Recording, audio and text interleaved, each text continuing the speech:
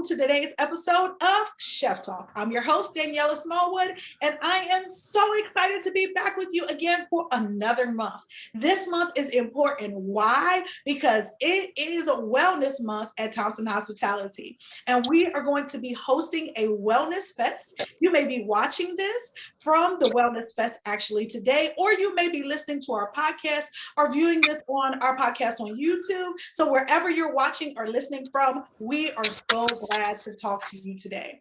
Today, we're really going to be focusing on the art of self-care and really having a conversation. We have a special guest who's going to kick off our conversation. Her name is April Martin. She is a registered nurse at Lincoln University. And so I want her to welcome her to the stage so she can introduce herself and let us know a little bit about her background. So April, welcome. We're so glad to have you today.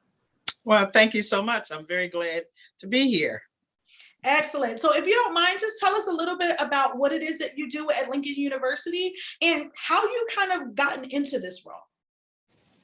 Well, I'll tell you, I am very glad to be a part of Lincoln University's Health Services Department.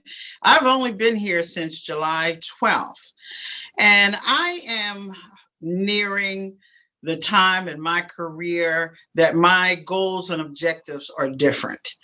And so right now I'm at the stage in my life where I want to make impact on young people, the kind of impact that they'll be able to carry throughout their lives to help improve their lives. I've had many different careers.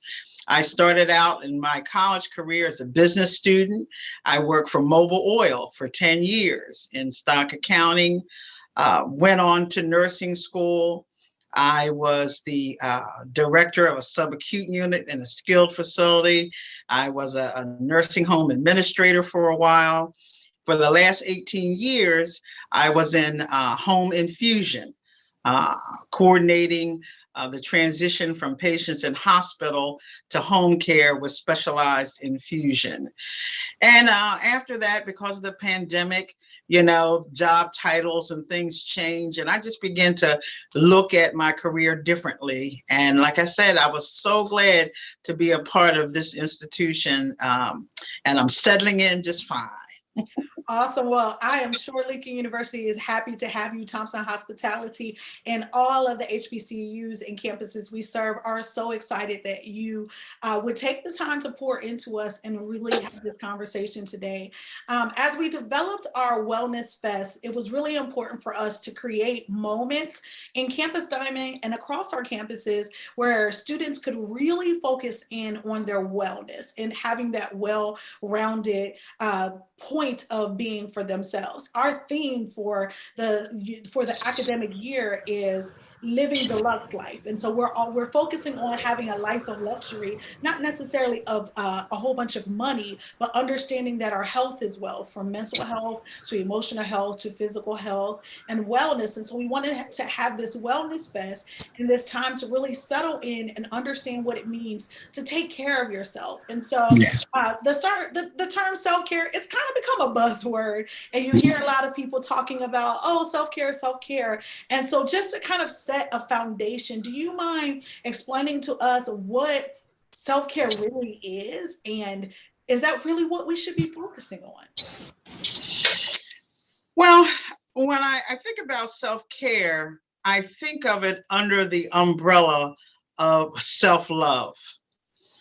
So many times we don't really understand our worth and our value. And it's hard to love ourselves, hard to accept ourselves, but we need to become more in a state of appreciation of who we are. We can appreciate and care for so many other things, so many of other people, but when it comes to ourselves, sometimes we put ourselves on the back burner. And so we have to come to love ourselves. And that's not being selfish. That's not being, matter of fact, it's a responsibility really to love ourselves. We cannot pour out into other people. We can't build other people up if we're in a low state, if we don't think highly of ourselves as well. So when I look at self-care, I look at it as an action that we have to take. It's an expression of our self-love. It's an action that we have to take in order to really elevate ourselves. And that's several areas. Self-care is about taking care of ourselves physically, mentally, emotionally, financially, environmentally. It's a lot of different levels. I love that you've talked about it from such a holistic point of view. And Hmm. one of the key things, there are three things that stood out to me, but the first thing that stood out to me is that we have a responsibility to ourselves to learn how to love ourselves. So that person that is out there, I mean, listening to your background and your skills, you've always had jobs where you were serving other people and caring for other people. So as a young person, or even a person who's returning to school who may be watching and they're saying, I hear you and I hear what you're saying, but how do I get to that place of really loving myself? What are some things that you did to create time to love on yourself while you were taking care of so many other people? Well, let me also just throw in there that I'm a pastor as well. I forgot to mention that. So this is an area that I'm very much concerned about. I think, you know, when it comes to talking about self-love, we have to be concerned about our happiness, our well-being. We have to, like I was saying earlier, we have to understand our worth, where we come from. I think lots of times we forget that we come from a people uh, of doctors and lawyers and scientists and discoverers and explorers. We come from greatness, and we need to look and on ourselves as people of greatness. You know, there is nobody like us, like each of us individually. And we need to look at ourselves. I need the students to look at themselves like there's nobody else like you. God broke the mold when he made you. And there is a purpose for your life that only you can fill. There's greatness in you, and you've got to love yourself, position yourself so that you can walk in the greatness for which you've been created. I absolutely love that. There's a saying that says you can't pour from an empty cup. And All right. I think that if we really got to a place where we would embrace that from a younger age, I think that's a lesson I learned as I got older. And so, for those who are watching that are a lot younger, being able to master that, keeping your cup full on a regular basis and how important that is, I think that, it puts you further ahead. You also talked about finding your purpose. And so, how does finding your purpose correlate with, your self-love journey? I think, you have to be still. One of the things, this world is very busy. It is so busy.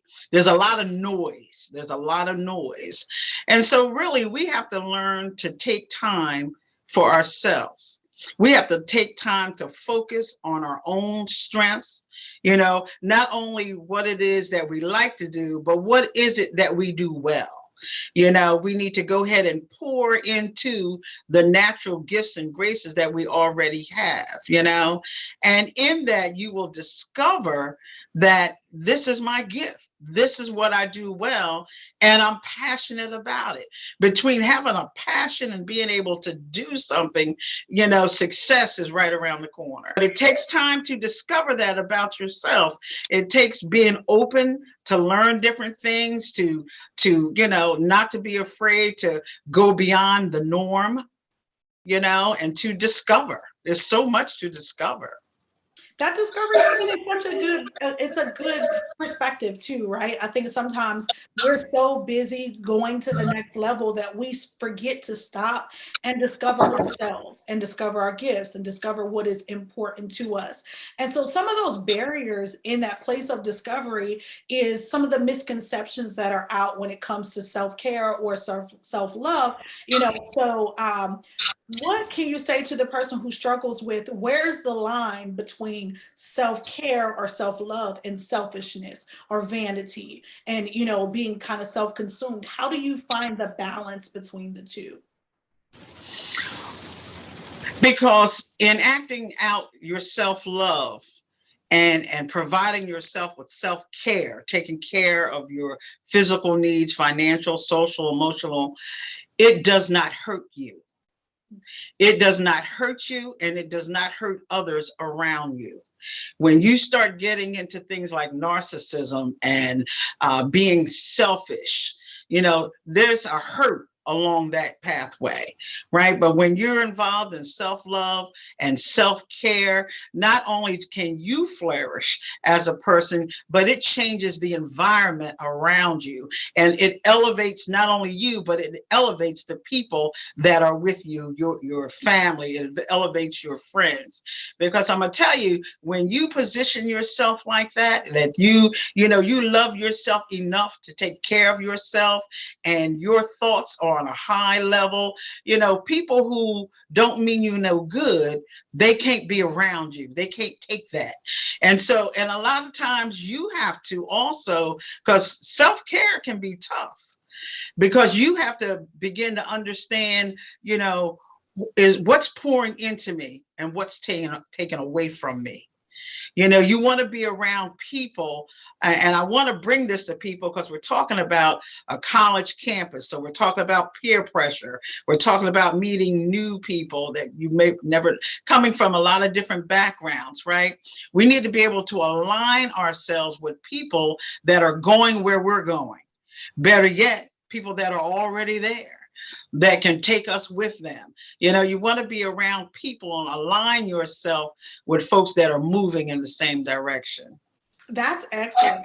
So for those of you guys who are listening and taking notes, really think about some of the things that Ms. Martin has said today. Number one, making sure that you understand it's your responsibility to have control over your self-love and self-care regimen and journey, and understanding that it's a journey. And then I love that intake that you talked about, of just doing an intake of who's around you, but not just who's around you, who is pouring into you and who are you pouring into. And I think that's a great way to kind of start. And so when we talk about self-care, because you said some things I really love. So the responsibility really stuck with me. And I think for those of you guys who are watching or listening, really write that down. That's a moment you should write down. Self-love is my responsibility. Self-care is my responsibility. I have a responsibility to myself to make sure that my cup is full so that I can be everything that I was created to be, so I can do everything that I'm doing. Because you make an investment to go to college, and you don't want that investment to be null and void because you're not taking care of yourself down the road. But you also talked about self-care and self-love being an action. And Yeah. it's an action. So there's things that we have to do to be able to manage that journey. And so to get started on that, what are a few simple ways that people can implement self-love and self-care into their daily routines? Well, let's start with waking up in the morning and being thankful that you are. That's the first thing, being thankful that you did wake up in the morning. But physically, we need to learn to start out with a stretch. Start out with a stretch. Because life is in the blood. And so what we want to do is we want to stretch every morning. When we put our feet down on the floor, stand up and stretch tall, stretch wide, stretch deep, get the blood flowing in our body. It is a great way to start the day, I'll tell you. And just, you haven't moved, you haven't taken not one step, but already you begin to feel life. You begin to feel renewed. And it's a way of really opening up your mind and your body for the day's journey. So just starting out by stretching is a great way to start your physical journey in the morning. I believe, I'm sorry, yeah. And two, taking some time to get up in the morning a little earlier and taking a minute to breathe. I call it a pregnant pause. Take a pregnant pause, just a deep breath, just before you start your day. So many times we start our day all hyped up in a rush, and then it doesn't stop until we pass out at night. But you have more control when you get yourself centered. Some people call it being centered, then get a better focus on what it is that your day looks like, what it is that you want to accomplish, making realistic goals for your day. I mean, those are just some of the things that you can do first thing in the morning when you get up to start your self-care day even. I love that. I think that how we start is really sets the tone. So Mm-hmm. I think you hit a very key point. And one of the things that, like we said when we started our show, is at Thompson Hospitality for our campus dining program this year, our focus was called the Lux Life. And so when we think about the word Lux Life, we always think about like luxury, fancy, things that are expensive. But it's really about finding the heart of who we are and focusing on those small attention to detail. And our promise to our guests and our campus community is that we want to make sure that each and every one of our guests know that you're worth going the extra mile. But that also works Yes. for us as individuals, right? Like we have to know we're worth going that other, that extra mile. And so, what are some ways that people can go about cultivating the best possible relationship with themselves and with them or with those that are around them? I think the best way that you can cultivate a relationship with yourself is to begin to know you. Begin to know what it is you like to do and not feel bad about it. What is it that makes you happy? What is it that gives you strength? What is it that brings a smile to your face? As well as what is it that you can do to make yourself strong? Strong physically and mentally. It's about creating an environment and a space for yourself, that you can stand tall and you can rise tall. I think, so many times when you look at a person, you can tell how a person feels about themselves by the way they walk. Their shoulders are slumped, and it's about rising up to the new day and the new day's challenge, and that emanates when you have that kind of self-love, and you've done things, you've had actions for self-care. When you walk into a room, it's noticeable. It really is noticeable, and people want to know. It draws. People want to know, well, what's different about him? There's something different about her. Why is it that they're better able to handle this stress of the tests or the finals coming up? How is it that they are eating well? They haven't gained the college 15 yet. But it's about exploring that for yourself.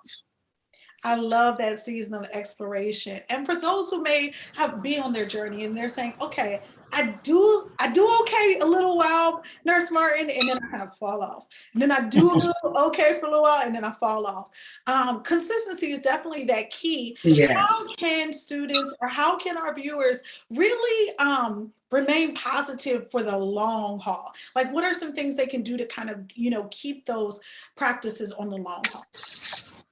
Well, you can learn to forgive yourself for one.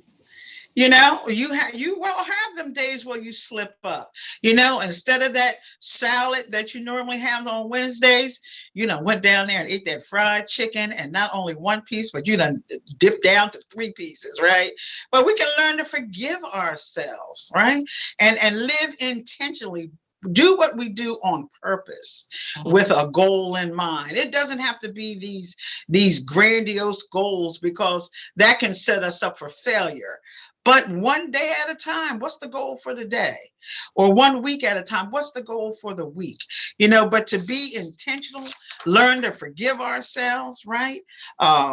Set boundaries and protect ourselves. We have to guard our self-love, guard our self-care, because there's so many other things and people that will pull us away from that. But that's sacred time, that's special just for you, and you deserve it. That's good. You deserve it. You heard her. You deserve it. And I love that you talked about boundaries too, because there's a book called Boundaries by Dr. Henry Cloud. And I think there's like different editions of it that are out now. I think they have it for like young people, they have it for singles, they have it for individuals. But it's a really good book that kind of talks about how to manage those boundaries and some of the challenges that people face when they have boundaries. So, how important are boundaries when it comes to your self love and self-care journey? They're very important. They're very important. But like I said, sometimes we do step outside the line for ourselves. Learn to forgive yourselves and get back in. We have to understand ourselves so that we know what will take us down the wrong path. I can eat a piece of sweet potato pie. Yes, I can. But I know that I cannot have a whole pie in my house. Because I will slip and this little piece, and before I know it, it's all gone. I've learned that about myself. I know the boundaries and I stick with it, and thank goodness I don't have a whole pie in my freezer because it wouldn't last long. But that's a part of knowing ourselves, and in knowing ourselves, we need to take time.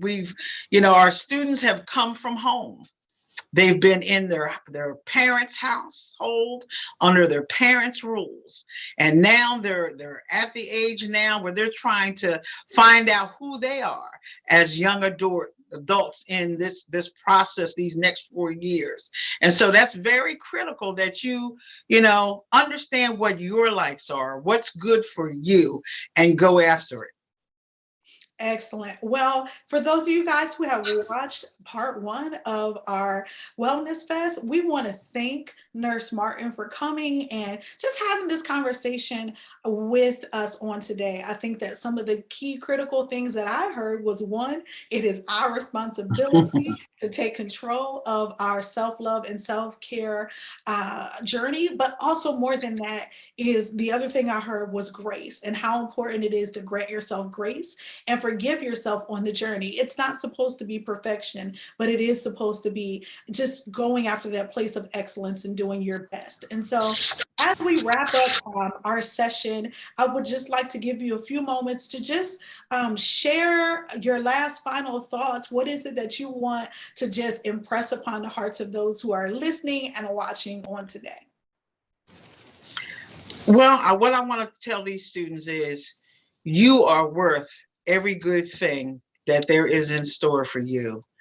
Put yourself in a position to receive it.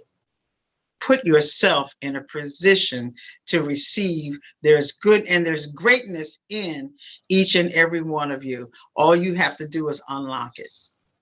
All right. Well, we are looking forward to watching you all unlock the gifts that are on the inside of you. We want to see you walking around campus or walking around the world, wherever you're listening or watching from. We want to see you with your heads held up high, knowing who you are and walking in your greatness and making sure that you are honoring yourself. Don't forget, you have a responsibility to take control of your self-care and your self-love journey.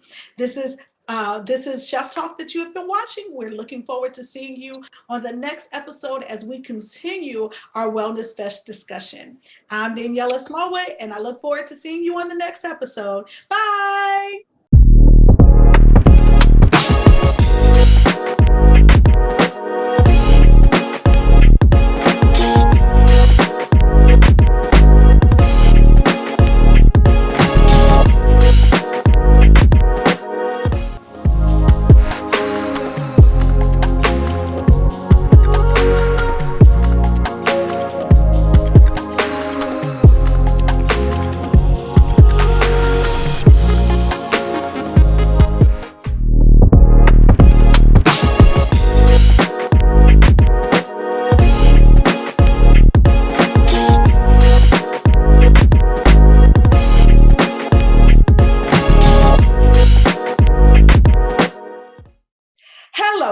welcome to today's episode of Chef Talk. I'm your host, Daniela Smallwood, and we are so excited to be continuing Self-Care September.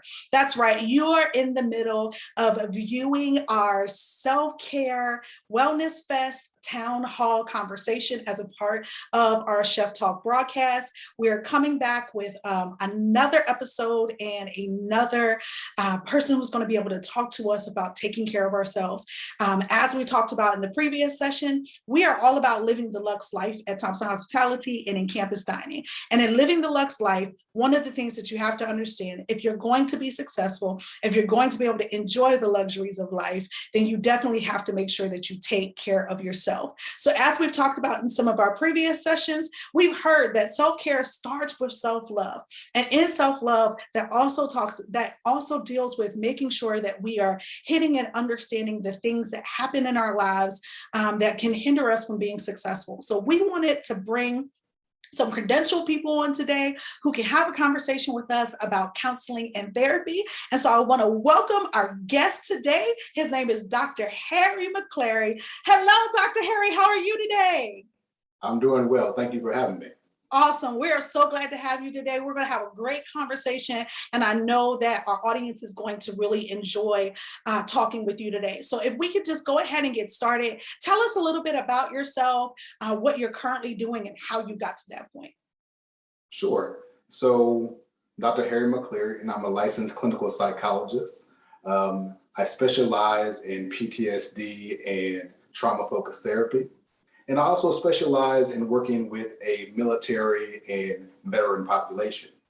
Part of how I got there is a little bit of a different road than some of my peers. So I actually started in the Navy, enlisted in the Navy. So I am a veteran myself. And what I saw during my service was not just my friends and sometimes family members coming back from deployments with physical wounds, but also those mental health wounds, those wounds that we can't see.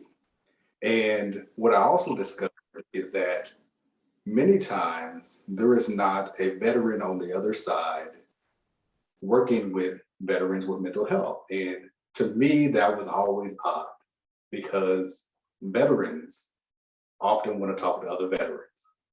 And there's often a stigma behind even seeking healthcare in general, but especially mental health care.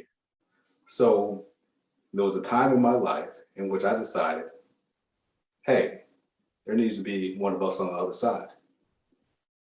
And here I am. Excellent. Well, I love that. First of all, we want to say thank you for your service as a fellow veteran. It is always great to see people like yourself in those types of positions and being able to have those conversations. You said so much already, and we're just getting started. So I'm excited about having this conversation with you because you represent so many of the audiences that are in our campuses and communities that may feel like there's some stigmas when it comes to taking care of themselves. And so as we talk about self-care, we're really going to dive into therapy and counseling as that's your specialty. And so I guess the first thing I would like for you to start with is, what's the difference between therapy and counseling, if there is one at all? That's a great question. And at the same time, a complicated question, because even within my own profession, people kind of use them interchangeably. My definition often is, it depends on why you are actually going to treatment. So often with counseling or coaching, you may be working with somebody who is not a licensed provider, but is maybe drawing on their own personal experiences more than kind of that book knowledge or science knowledge that I have more years than I would like to. So counseling for sometimes is in that direction. When we're talking about therapy, a lot of the times the goals are more directed towards symptom reduction or maybe even symptom elimination. And that is one difference. Now, that's not always the case. You'll run into some psychologists who have a counseling psychology degree. However, they have a PhD and they can do both. So it really depends on why you are going to counseling and what are your actually goals in the end of counseling. That is the difference between counseling and therapy. That's great. So I love the fact that you talked about that and you talked about having goals, as you go in. So I guess the first question is, as we're looking at our self-care and we're looking at how we can evolve and be better people and make bigger contributions to the world and really thrive in our place of success, when should we seek therapy? Like, is there a certain time? How do you know whether or not you need to go to therapy or counseling? I have a few answers to that. One answer is, well, you need to go all the time. Another answer is you need to go when your symptoms reflect you needing a higher level of care. So when we talk about self-care, therapy or counseling, it's just another one of those self-care modalities. So when somebody wants to go to counseling or therapy, once again, it's about their goals. So for some people, they want to explore different things in the past. For some people, they want to explore different things in their future. They want to sit down with somebody and talk about what do they want to do with life, what relationships they want to navigate through. Other times, people come to counseling or therapy because they're struggling with mental health issues. That might be depression or high anxiety, stress, different difficulties in relationships. And that's when you often need to reach a higher level of care. I tell people, well, what's the difference between coming to see me and just talking to your buddies about your problems? Well, often what happens is when you talk to your buddies about your problems, what you're talking about and where they're going to draw from is their past experiences and what worked for them. Well, here's the trouble with that. That may work for you and it may not. So when you're coming to a licensed professional for these type of issues, I don't just draw from my own experiences. Yes, I do draw from my experiences because I'm a human being. I have those. However, I also am knowledgeable about the different scientific procedures and the different modalities of treatment that can help a certain set of symptoms. And that's where you come to me for that knowledge, and less about just talking about your issues. If you come to me, we're going to work on your symptoms and your issues. But I'm probably not going to be your friend at the end of the day. That's where the professional comes in. And that's sometimes great because sometimes you unload with your friends or you share what's going on with your friends, and then you get frustrated because 3 months later, the information has been shared with other people and things like that or whatever. And now you're kind of disappointed because you've opened up your heart or something that's important to you to people who aren't equipped to handle whatever it is that you're working through. So, I think it's really important for you guys to be hearing some of these conversations. And so what are some tips for being able to maximize those therapy sessions? Well, I think one is the goals. And it's okay if you don't know exactly what you are looking to do or looking to accomplish, but a good counselor, a good therapist, a good psychologist will help you craft out those goals. So you want to make sure that you're working on something in treatment. You are spending your time, maybe your money, and you want to make sure that you are spending your time and your money towards working on what you feel like you need to work on. Okay, well, that is part of it. Another piece here of when to go or why to go or how to make it the most of it is you want to show up. Oftentimes therapy is tough, and oftentimes what people will do is they'll go to one session. They're like, you know what? No, thank you. That was too rough. I opened up myself and it was scary. And therapy can be scary. Essentially, what I'm going to ask you to do is look into yourself and look into the mirror. And for many people, that's tough. Another thing that is often going to help somebody is if you do have assignments in treatment. Oftentimes we give a little, dare I say, homework. And if you can do this homework, often that speeds along the process as well. Because when you think about it, 50 minutes once a week, maybe every other week, maybe once a month is actually not that much time. So what you do in between sessions, I would argue is actually more important than what you're doing in session. That's powerful. I'm not gonna lie. I went to this one therapist and she didn't give me no homework when I got there. And I was like, I'm gonna get another therapist.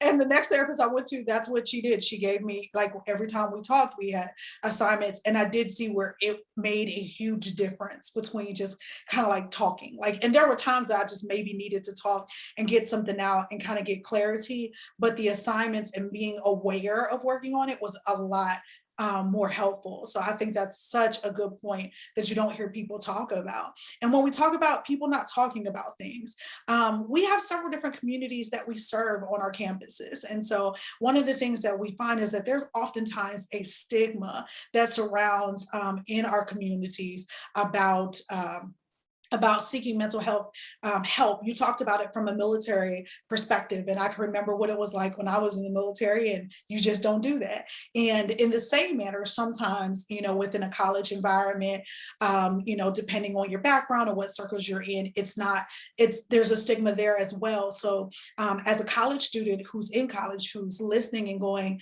yes, this resonates, I really do need to talk to somebody. How do they break that stigma? I think it's hard for everybody.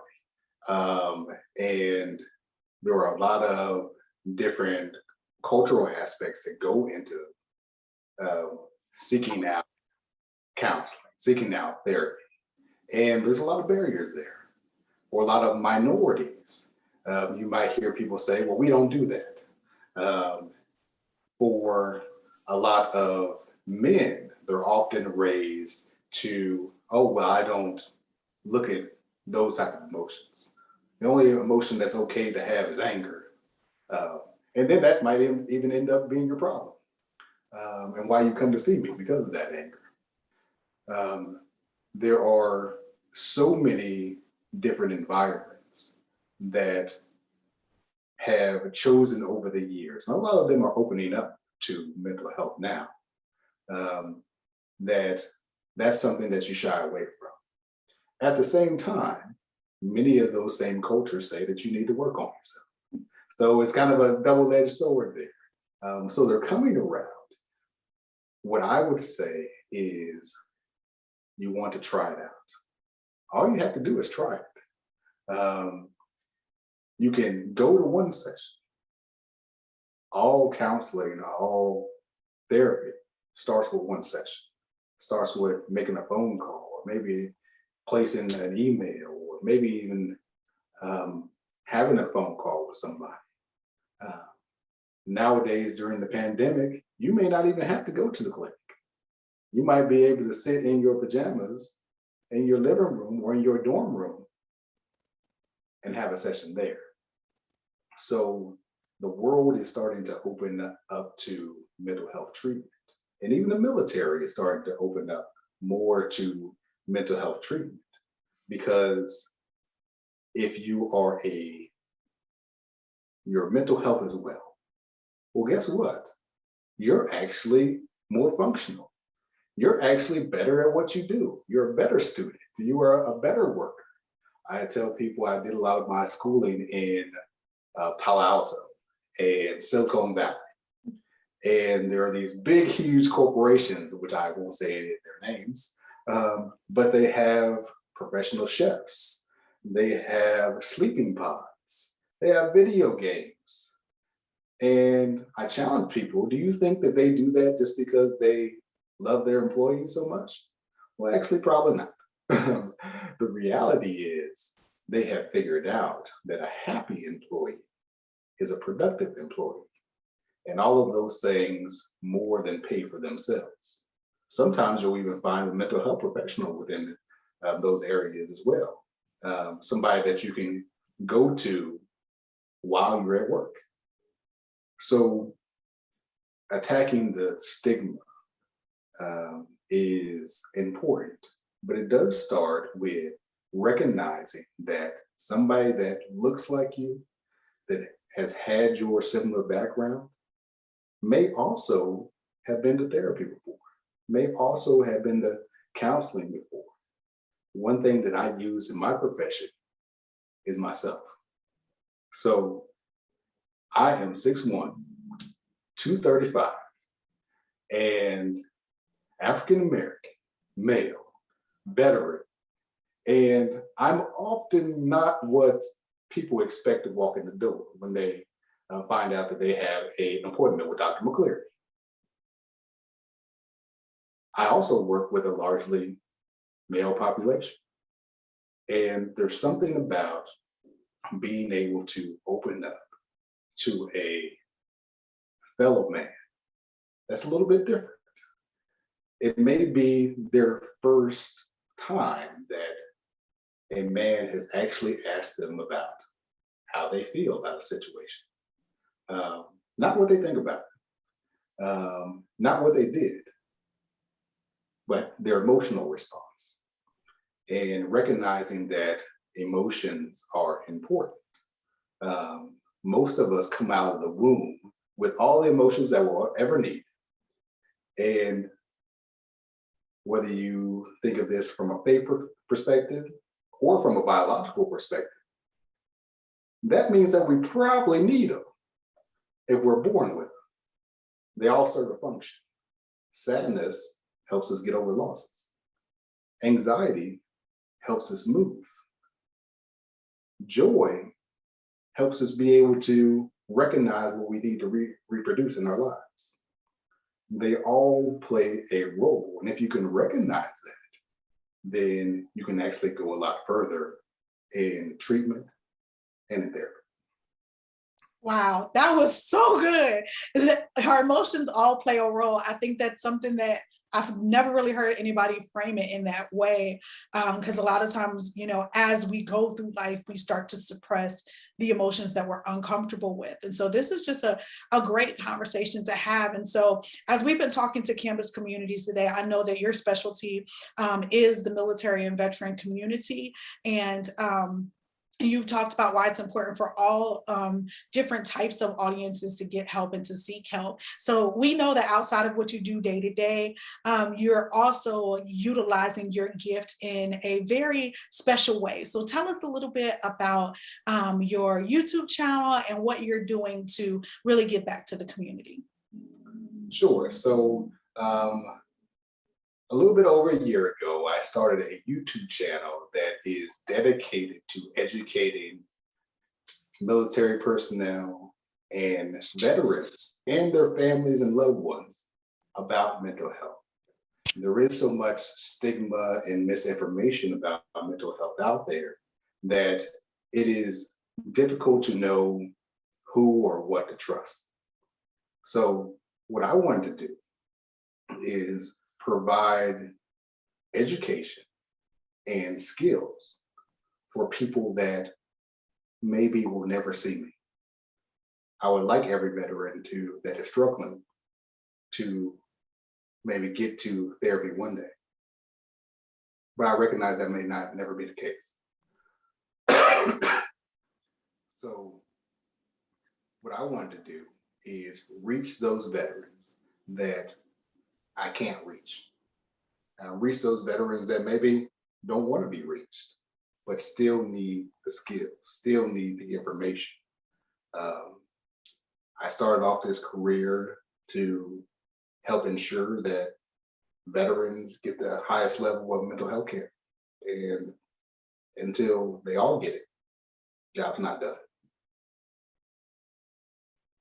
I love it. And I love the fact that you just really are focused on your vision. And so for those of you guys who are watching, one of the things that you've heard Dr. Mcclary say over and over and over again is he's reiterated his purpose and why he's in his career, why he's chosen this career, and he's staying focused on making sure that he's pouring into that community. So you can't pour from an empty cup. Your cup has to be full. This is a part of being full, and this is why it's important to us to have these kind of conversations with you. And so, Dr. Harry, we appreciate your time today. If you could leave us with any final thoughts for our Wellness Fest, what would that be? So I think that, a lot of people have different goals in life. One goal for some people is they take care of other people. And self-care is important because it makes all of those other things easier. It makes you better at all those other things. If you want to be a better student, you need to take care of yourself. If you want to be a better parent, you need to be able to take care of yourself. If you want to be a better athlete, you need to take care of yourself. All of those things are important, but at the same time, what we end up doing is we leave ourselves off of our priority list. And at the end of the day, that actually makes us not as good at accomplishing the goals that we want to accomplish. So if you have goals in life, you have to take care of yourself. And if you are in my profession, you better take care of yourself. Otherwise, you'll burn out. That's excellent. And that's excellent for those of you guys who are studying psychology as well. So thank you very much, Dr. Mcclary, for your time on today. We want to thank you guys for joining us for this special edition of Chef Talk, being a part of our Wellness Fest Town Hall conversations. We hope that this gives you a lot to think about and a lot of decisions to make to choose yourself in this season. Until next time, I'm Daniela Smallwood. Thanks for watching Chef Talk.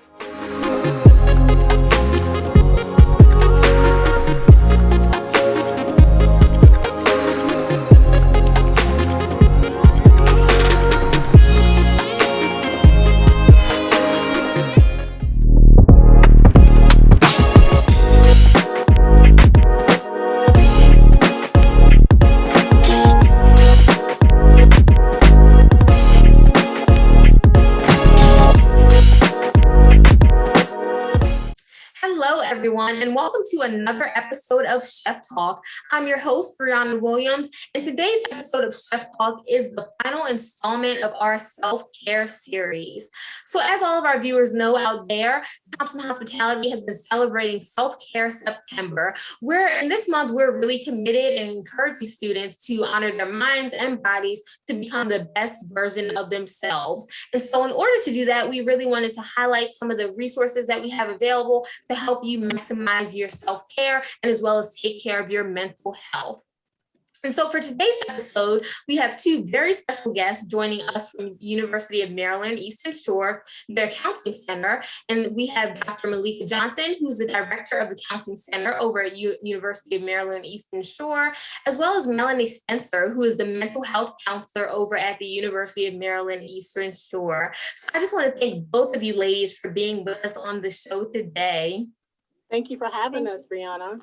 Thank you for having us.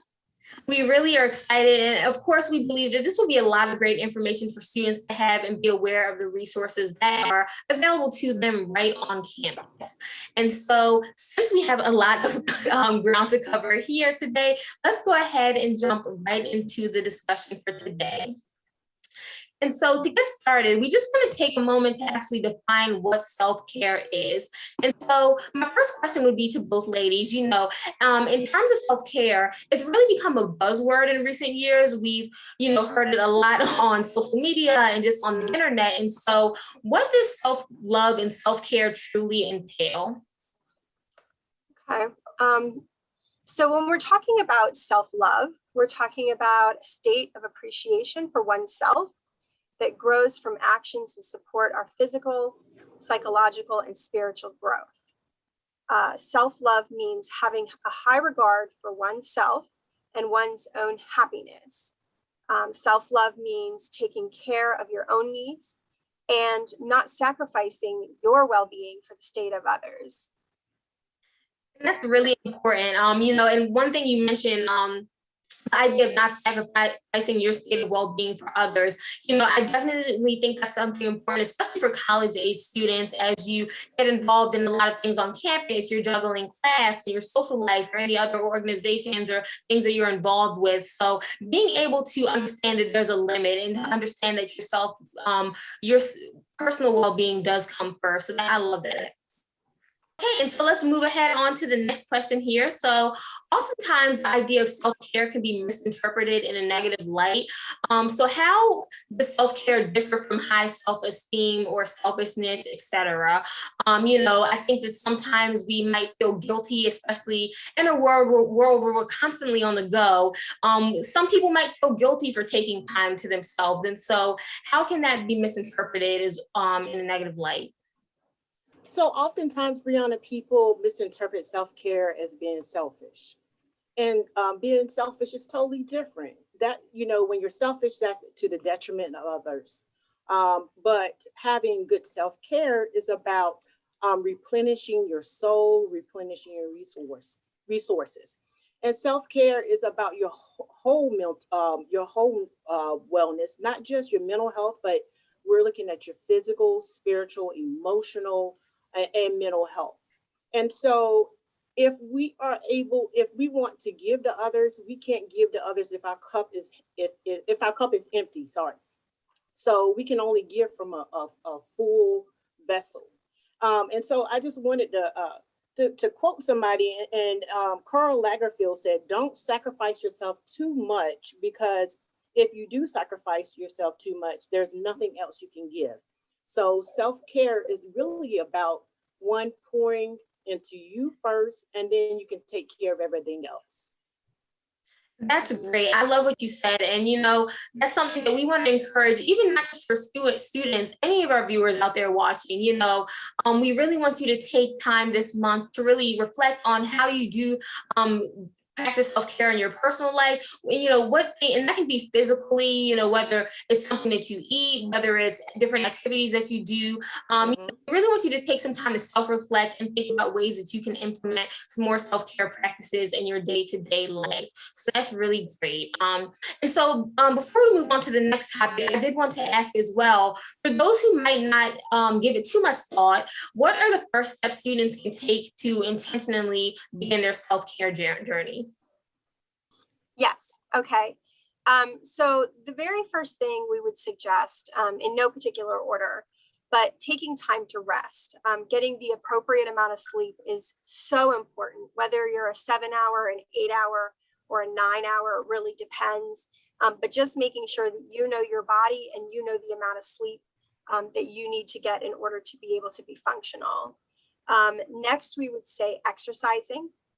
Just getting out, moving your body, moving your muscles, whether it's yoga or something a little bit more rigorous, like running or lifting weights, whatever it is that's getting the body moving and the blood flowing. Looking at your eating habits, what you are putting into your body directly affects how you feel. If you have a high sugar, high caffeine intake, you're not going to feel as great as maybe you would if you were drinking the appropriate amount of water. And then also minimizing substance usage. We see a lot of substance usage on campus. That's not always the best for a clear mind and a clear body. Yeah, those are all excellent tips. And a few things I wanted to touch on, especially from a campus dining perspective. One of the things we really want to help students out there with is being able to focus on a well-balanced diet. And so you'll see in our dining hall, we try to provide students with a variety of different options. And so that way you can take care of your body that way. And as well, we will talk about this later on, but we have Wellness Fest coming up during the month of September, which will be an all-inclusive day for you to really find different activities to really focus on self-care as well. So that's great. Thank you.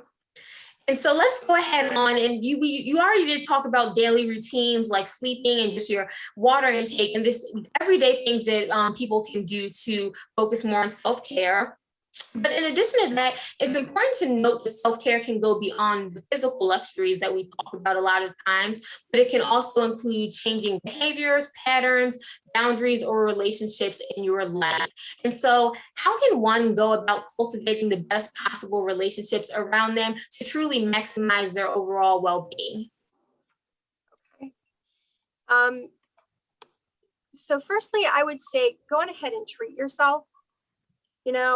It is not a bad thing to spoil yourself every now and then, whether it's indulging in a favorite, iced beverage, like a, pumpkin spice latte since it's the spring. I mean, since it's the fall. I'm sorry. I love those. Me too. Yes, pumpkin spice latte. It's pumpkin season. Additionally, finding out what makes you happy. Not what makes your friends happy, not what makes your parents or your significant other happy. What makes you happy? Surrounding yourself with positive people. A lot of times we become like who we hang out with. If we're hanging out with negative people, we're going to become negative. So we want to hang out with people who are positive. And then also looking at removing ourselves from toxic situations. Are there areas of your life that you need to look at putting boundaries up? Are there people that maybe you don't need to be as close to?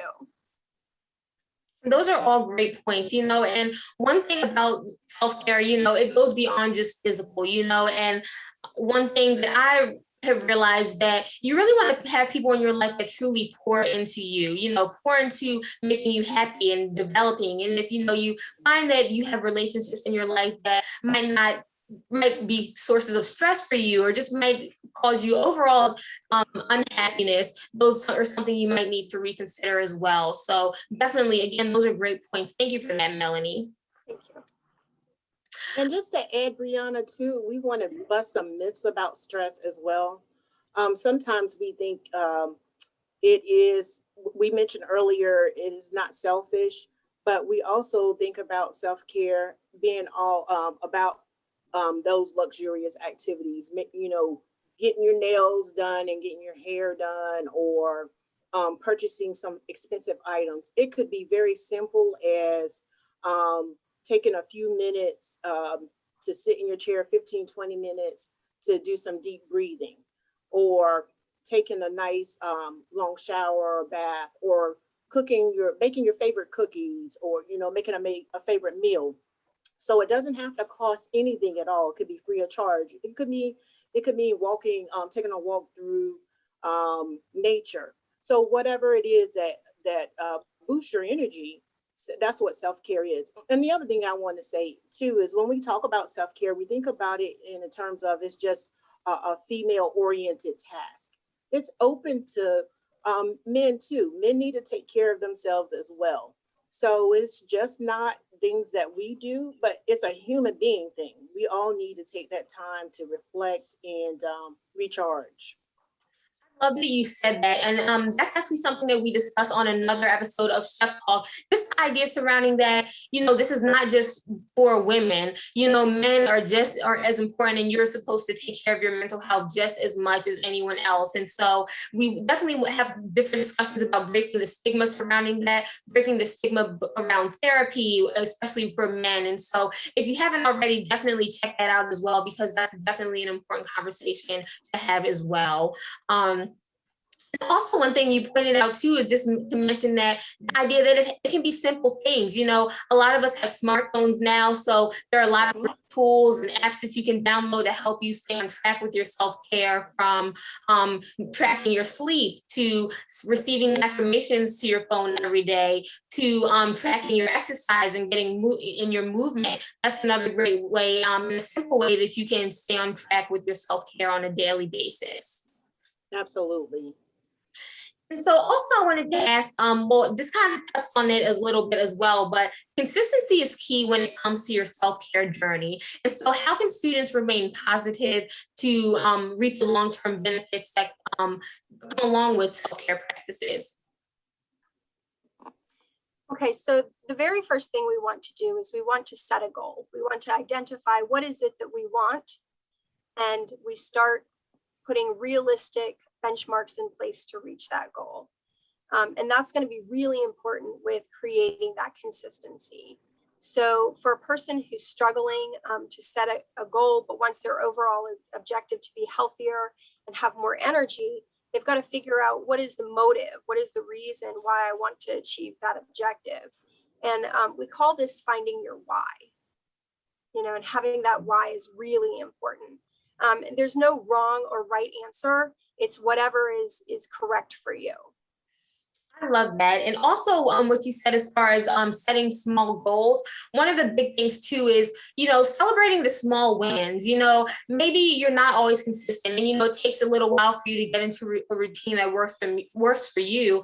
But you can take each moment of every day to just celebrate the small wins, whether that's going to sleep at a decent time, whether that's treating yourself and doing something that you enjoy, or just finding something. And one thing that I've learned too, just personally, is to possibly dedicating one thing a day or giving yourself one thing a day to look forward to. So whether that's going out and treating yourself to a meal that you like, or spending time with friends, family, whatever self-care looks like for you, just identifying one thing each day that you can do to just give yourself a little sense of joy and peace is really important as well.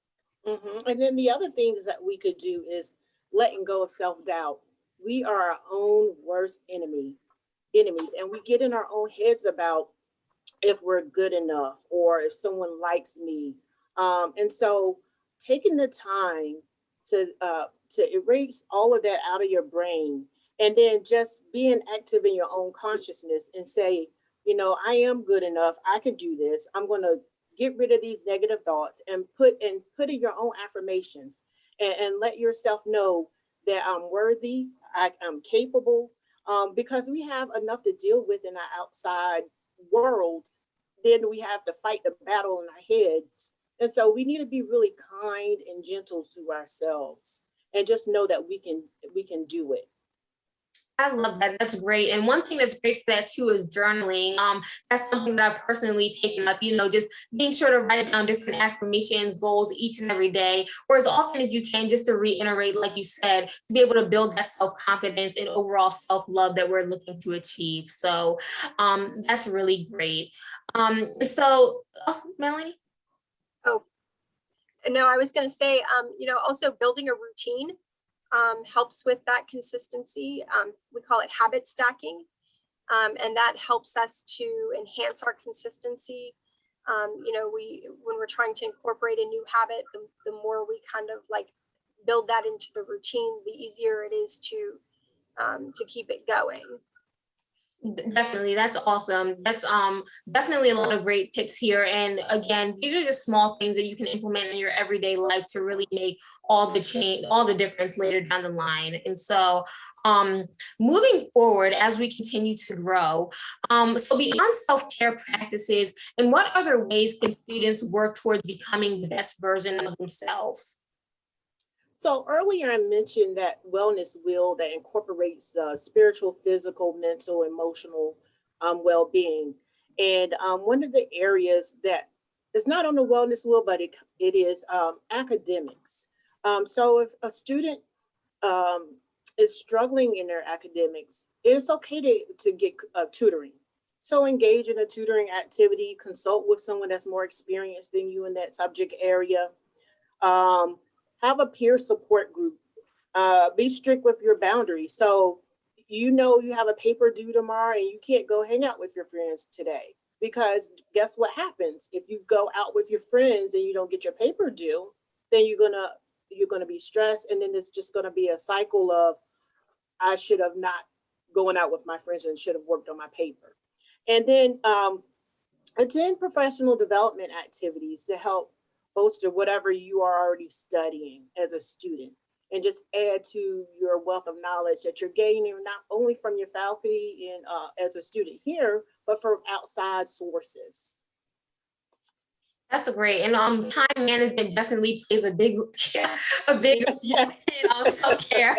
I've learned, the more that you can manage your time and manage the tasks, maybe the tasks that you might not enjoy too much doing, especially if you can learn to manage that and still give yourself time to relax and, other things outside of the stressors that you might have in your life, that's definitely something to help as well. So that's really great. From a physical perspective, we need to make sure that we're taking our lunch breaks. I think so often we, are like, no, let me just work through it. It's important to recognize that time for self-care, maybe getting out and going for a walk, walking around campus, or just getting out of your chair, walking around your office, doing a little bit of stretching, and using your time off, whether it's between classes, or if it's if you're working and you get some time off, take all of that time off, use it. Yeah, and definitely be intentional with your time. That can make the difference when trying to have a balanced life. So those are all great tips, ladies. And so one thing I wanted to talk about too, while I have you both on, is the resources that are available for students on campus. So what resources are available for students struggling with self-acceptance or just need mental health support on campus? And so I know with you being at UMES, you have different resources available. So I just wanted you ladies to talk about that briefly for any students, and then encourage students to check with their own campus and find those resources as well. I think Dr. Johnson is going to talk about the resources that are available on UMES campuses, but for just for overall, one of the things that I would suggest is developing your own self-care plan. There's a lot of templates online, or you can even create your own. Make sure that you have it filled in with activities that you enjoy and that support your well-being. Keeping this plan, actually doing a written plan and keeping it somewhere where it's visible for you to be able to see every day. If you're comfortable and you have people that are close to you in your support network, you can share it with your support network so they can help with accountability. And then, making sure that for yourself, you're sticking to these activities and going back and reassessing over time. Did it work over this month? Did it work over 3 months? Did it work over 6 months? No, that's great. And that's the thing I want to emphasize too, starting out, especially if you haven't really considered self-care before, starting out, you might find yourself frustrated that you might not be seeing the results that you're looking for right away. So it's important that, like Melanie mentioned, to really give yourself time and understand that it's a slow process. And so even though at the moment it might not seem like it might help or be as effective as you would like, over time, you'll be able to look back and really see how much you've progressed as a person just by taking those moments to really focus in on yourself a little more. And the other things that you could do as well, very practical things that a student could do, is creating a daily schedule. So those old to-do lists that we used to write out works, but now we have technology and we can put that right at our fingertips in our phone. I'm old school, so I still like to write things out, and then I have my Google Calendar. But also schedule some regular time to be with your loved ones, your family members. My family is in North Carolina, so I don't get to see them often, but we FaceTime each other every night. So take that time, you're away from home, especially our freshmen, and that transition period might be difficult. Call your family, do a FaceTime chat, and then prioritize the things that you need to do. Oftentimes, students come in and they have 5 classes, 6 classes, and every class has a project due. And so choose what needs to happen first. What do you need to do first? And that goes back to your to-do list and being organized about your tasks. And then if you're too busy, learn how to say no. It is okay to say no. You're taking care of yourself. It's not being selfish. That's part of good self-care. That is great. Definitely prioritizing, learning how to take care of what you can today, take it one day at a time too, and really try not to stress yourself out that way, especially being a student. I know that can be tough. So definitely learning to prioritize, set boundaries in your life, it helps as well. And so Dr. Johnson, I know you wanted to touch on some of the resources available at UMES, so I'll let you go ahead and do that. Yeah, so first, any student at any university could go to a counseling center. Typically, you can find them on their website. They may be out there doing outreach. But for UMES, we do have a counseling center. It's located in what we call the Student Development Center on the second floor, Suite 2260. And our goal here is to normalize getting help when you need it. We want to crush the neck of stigma, and we don't want anyone to suffer in silence. So our message to our students is nothing is too small to discuss or talk about. If you need something someone to listen to any concerns you have, don't wait until you get in crisis. Come see us. We're here. We're non-judgmental. Our services are private and confidential, and all of our staff are licensed clinicians. As well as there's no charge. Our services are included in the student's fee, so you do not have to have an insurance card, check or cash or anything. Just come right in, make an appointment, and we're here to serve you. Really, really think about, ways that we can, I had to cut that, Brianna. Think about, consider us when you need help. Again, we would not want to see you suffering in silence. So, or you can reach us on our website. We're UMES at UMES Counseling Services. Where you can find us on Twitter, or you can contact us by phone at 410-651-6449. That was great. So thank you, Dr. Johnson, for that. And again, to any of the viewers out there who are students at UMES, definitely visit the website for more information and resources that are available to you. And again, to any of the other students out there that are watching who are in need of support, definitely go to your own school and check out the different resources that are available. We want you guys to have the most successful school year possible, and that of course starts with your mind and your body. And so again, we want to thank both of our guests today for being on, Melanie and Dr. Johnson. You provided some really great insight and tips for students to take with them. And even if you're not a student, these are tips that you can implement into your everyday life to just take care of your overall well-being, which is super, super important. And so to all of our viewers out there, I want to thank you all for watching this episode of Chef Talk. If you haven't already, be sure to like and subscribe to our THTV YouTube channel to stay up to date on everything that's happening in campus dining. And so that's been another episode of Chef Talk. We'll see you next time.